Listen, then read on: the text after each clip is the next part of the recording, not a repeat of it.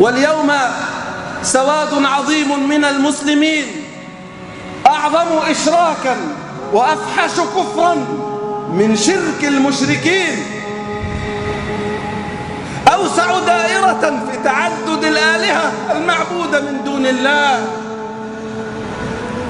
أي قلب لا يتفطر حينما يرى فئاما من أهل الإسلام يركعون ويسجدون على عتبات القبور والأضرحة يسألونهم ما لا يقدر عليه إلا الله. يا حسرة على عباد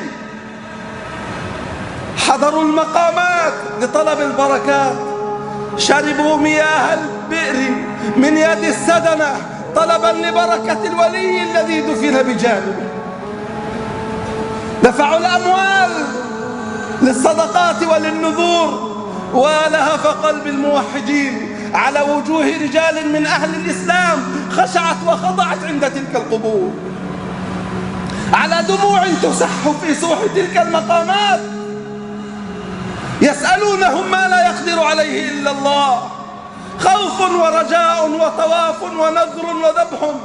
منهم من يريد الولد، ومنهم من يريد المال، ومنهم من يريد العافية، ومنهم من يريد النصر. وأين الله؟ على أي شيء إذا نكفر اليهود والنصارى وغير المسلمين؟